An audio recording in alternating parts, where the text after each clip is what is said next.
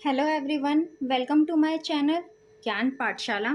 आज हम एक इम्पॉर्टेंट मैक्सिम के बारे में बात करेंगे जो कि लॉ के टर्म्स के हिसाब से एक बहुत इम्पॉर्टेंट मैक्सिम है और टॉर्ट लॉ में मैक्सिमम टाइम्स ये पूछी जाती है।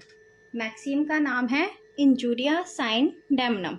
इंजुरिया साइन डैमनम ज़्यादातर ऐसी मैक्सिम है जो ज़्यादातर पूछी ही जाती है, तो आज हम इसको डिस्कस करेंगे कि इसका क्या मतलब है और इसके केस लॉज भी आज हम डिस्कस करेंगे। तो इंजुरिया साइन डैमनम को हम तीन पार्ट्स में डिवाइड करते हैं। Injuria means injury, sine means without, damnum means damnum damage. मतलब एक ऐसी इंजरी जिसमें कोई डैमेज नहीं होता लेकिन फिर भी इंजरी होती है।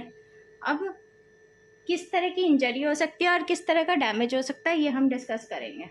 इंजरी इंजरी जैसे कि फर्स्ट हो गया हमारा कोई एक्ट, हमने कोई ऐसा एक्ट कर दिया जिसकी वजह से नुकसान तो किसी को कुछ नहीं हुआ लेकिन हाँ उसको इंजरी हुई है। Second, private legal right. Private legal right से हम ऐसे समझ सकते हैं जैसे कि किसी को वोट करना था और वो उसको वोट करने से मना कर दिया गया, तो उसका लीगल राइट था वोट करने का लेकिन वो वोट नहीं कर पाया, तो उसका प्राइवेट लीगल राइट वायलेट हुआ। तो उसको नुकसान तो कुछ नहीं हुआ लेकिन एक तरह से उसकी इंजरी हो गई क्योंकि उसका लीगल राइट था वोट करना लेकिन वो नहीं कर पाया। Third, trespass. ट्रेसपास मतलब किसी की ज़मीन में ज़बरदस्ती घुस जाना। अब ज़बरदस्ती घुस के बैठ जाना तो उसे कोई नुकसान तो नहीं हो रहा लेकिन उसकी ज़मीन पे एक तरह से उसने कब्जा कर लिया, तो ट्रेसपास भी एक तरह की इंजरी हो गई। अच्छा, डैमेज किस किस तरह से हो सकता है? मनी के टर्म्स में हो सकता है, कंफर्ट में, हेल्थ में, जैसे कि इन सब चीज़ों में बताया गया। ठीक है, अब इसको हम डेफिनेशन के लीगल डेफिनेशन के टर्म्स में समझते हैं। Injurious and damnum means infringement of a private legal right without causing any harm, actual loss or damage to the plaintiff. Means private legal right का वायलेशन जो कि मैंने पीछे बताया था, जिसमें ना कोई हार्म हो रहा, ना कोई लॉस हो रहा, ना कोई डैमेज हो रहा लेकिन फिर भी उसके लीगल राइट वायलेट हो रहे हैं। अच्छा, जो इसमें क्या होता है, सेकंड पॉइंट क्या है, here defendant has done an act और ओमिशन। जो डिफेंडेंट है वो एक ऐसा एक्ट कर देता है या कोई ऐसी चीज़ कर देता है, कोई ऐसी गलती कर देता है जिसकी वजह से प्लांटिफ के जो लीगल राइट है वो वायलेट होते हैं लेकिन उसे कोई डैमेज नहीं होता। Here, defendant has done an act or omission due to which plaintiff's legal right has been violated, but no loss or damage took place. अब इसको एक एग्जाम्पल के थ्रू समझ लेते हैं, जैसे कि if A roams around B's house without any reason, then there is a violation of legal right of B, but then this maxim is applicable. अगर एक A बंदा है, एक B बंदा है, अब वो जो A है वो B के घर के बाहर बिना किसी रीजन के घूम रहा है, बी के घर के बाहर चक्कर लगा रहा है। अब इससे क्या हो रहा है, बी के लीगल राइट वायलेट हो रहा है क्योंकि उसके घर के बाहर वो चक्कर लगा रहा है, बी की प्राइवेसी वायलेट हो रही है लेकिन ए घूम रहा है, तो इसीलिए ये मैक्सिम अप्लाई हो रही है कि बी को कोई डैमेज तो नहीं हो रहा लेकिन ए की वजह से उसके लीगल राइट वायलेट हो रहे हैं, इसीलिए मैक्सिम यहाँ पर एप्लीकेबल है। ये जो मैक्सिम है इंजुरिया साइन डैमनम, इसके दो बहुत फेमस केस लॉज हैं। पहला है एशबे वर्सेस वाइट और सेकंड है Bhim Singh versus state of Jammu and Kashmir. ये दोनों केसेस इतने इंपॉर्टेंट केसेस है, अगर आपके एग्जाम्स में केस लॉज पूछे जाते हैं या इंजुरिया साइन डैमनम की डेफिनेशन पूछी जाती है, मैक्सिम पूछी जाती है, तो आप इन दोनों केस लॉज को डेफिनेटली लिख कर आएँ तो आपको अच्छे मार्क्स मिलेंगे। तो अब हम वन बाय वन इनको डिस्कस करते हैं। पहला केस है एशबे वर्सेस वाइट। एशबे वर्सेस वाइट के केस में क्या था, मैं आपको एक ब्रीफ समरी बताती हूँ। एशबे वर्सेस वाइट के केस में क्या था कि एशबे एक रेजिडेंट था अल्सबेरी का और मिस्टर वाइट जो था वो वहाँ का कांस्टेबल था। तो एशबे गया वोट करने, लेकिन जब वो वोट करने गया तो मिस्टर वाइट जो कांस्टेबल था उसने मना कर दिया कि नहीं, आप वोट नहीं कर सकते। तो एशबे ने पूछा मैं वोट क्यों नहीं कर सकता, तो वाइट बोला क्योंकि आप यहाँ के एक परमानेंट रेजिडेंट नहीं हो, इसलिए आपको पोलिंग बूथ पे वोट करने नहीं दिया जाएगा। एशबे ने इस बात को रिफ्यूज़ करा, उसने कहा नहीं, मैं तो यहाँ का परमानेंट रेजिडेंट हूँ, मेरे पास प्रूफ भी है। लेकिन फिर भी हर बेसिस को देखते हुए भी, हर चीज़ों को देखते हुए भी मिस्टर वाइट ने उन्हें पोलिंग बूथ पे वोट करने नहीं दिया। तो तब क्या किया, एशबे ने मिस्टर वाइट के अगेंस्ट केस फाइल कर दिया।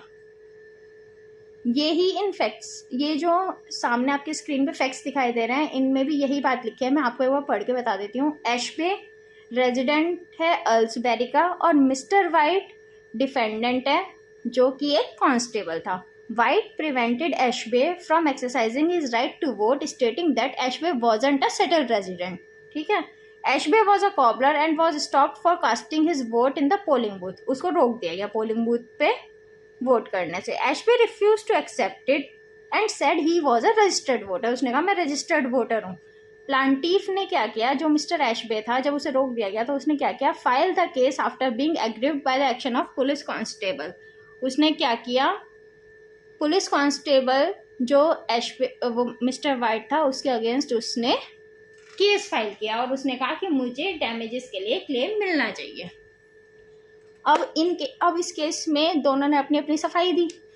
तो एशबे ने बोला कि मेरा राइट था वोट करने का, अब मैं वोट नहीं कर पाया तो इससे मेरा लीगल राइट वायलेट हुआ, तो मुझे इस चीज़ के लिए कंपनसेशन चाहिए जो मेरे को इंजरी हुई है। तो मिस्टर वाइट का कहना यह था कि कोई लीगल फिजिकल हार्म तो हुआ नहीं है, तो ये इंजरी कैसे हुई, जब तक कोई फिजिकल हार्म नहीं हुआ तो वो इंजरी थोड़ी ना कहलाती है।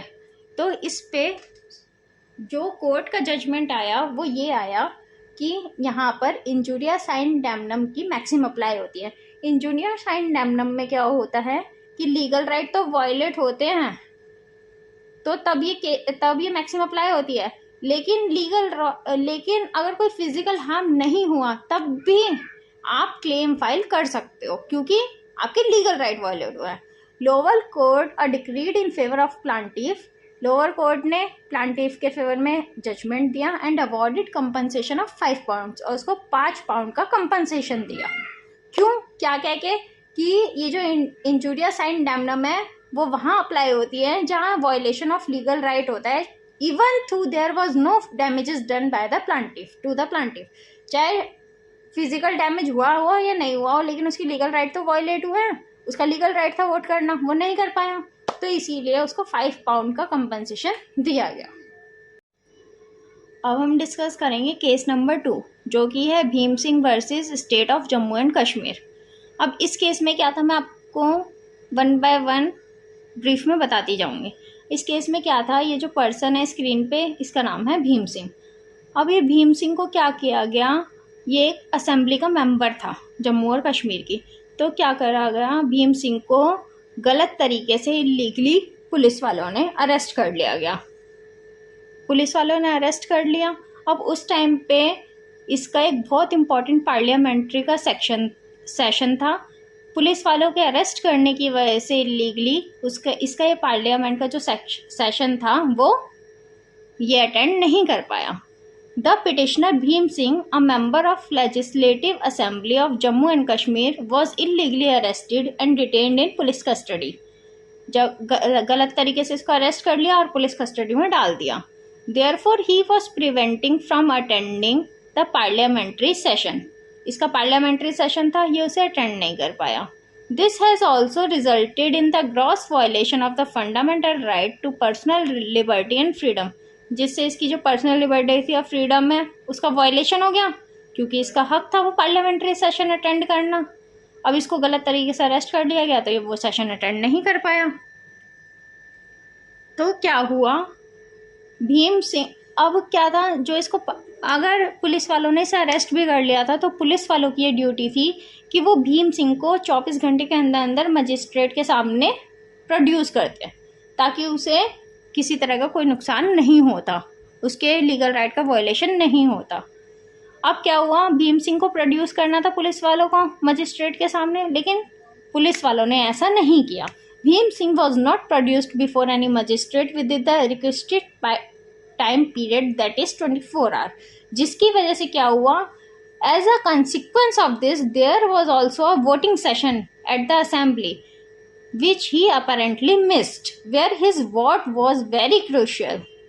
अब क्या हुआ कि जो इसको असेंबली अटेंड करनी थी उसी में इसको एक वोट भी करना था, जो असेंबली अटेंड नहीं कर पाया तो इसका वो वोट भी मिस हो गया। वो वोट इतना इम्पोर्टेंट था कि उसके बेसिस पे डिपेंड करता था कि वो बंदा जीत सकता है या हार सकता है। लेकिन क्या हुआ, जब वो असेंबली उसने अटेंड नहीं करी तो वो वोट भी नहीं कर पाया, जिससे कि क्या हुआ, उसका लीगल राइट वायलेट हो गया। As a consequence of this, there was also voting session at the assembly which he apparently missed when his vote was very crucial.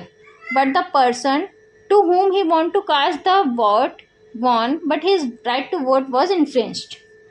अब क्या हुआ, जिस पर्सन को इसको वोट करना था, भीम सिंह को, बाय चांस वो जीत गया, लेकिन क्या हुआ, राइट टू वोट तो वायलेट हो गया। राइट था उसका वोट करने का, असेंबली में नहीं पहुंच पाया, वोट नहीं कर पाया, उसका राइट वायलेट हो गया। एक तो उसे गलत तरीके से अरेस्ट कर लिया, फिर उसे असेंबली भी नहीं जा पाया वो, फिर वो वोट भी नहीं कर पाया, तो उसका लीगल राइट वायलेट हो गया। तो भीम सिंह ने क्या किया कि क्लेम किया डैमेजेस के लिए कि मेरे को डैमेज हुआ है, मेरे लीगल राइट वायलेट हुआ है। तो जजमेंट क्या आया कोर्ट का, कोर्ट ने कहा कि पेटिशनर को जजमेंट में ये आया कि 50,000 रुपये पेटिशनर को दिए जाए एज अ मॉनेटरी कंपनसेशन। क्यों?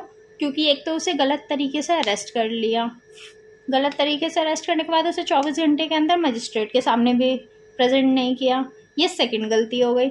अब जहाँ पे उसे असेंबली में जाना था वो असेंबली में भी नहीं जा पाया, वो वोट भी नहीं कर पाया, इसीलिए उसके लीगल राइट वायलेट हुए। इसीलिए इंजूरिया साइन डैमनम के अकॉर्डिंग उसके लीगल राइट वायलेट होने की वजह से उसे 50,000 रुपीज़ का मॉनेटरी कंपनसेशन दिया गया। तो ये इंजूरिया साइन डैमनम के दो इम्पॉर्टेंट केस लॉज थे, एक तो था एशबे वर्सेस वाइट एंड सेकंड था Bhim Singh versus state of Jammu and Kashmir. उम्मीद है कि आपको वीडियो समझ आया होगा। अगर आपको मेरा वीडियो समझ आया हो then please like and subscribe my video. मैं ऐसी और वीडियोस डालती रहूँगी, आपको अपडेट करती रहूँगी। Thank you.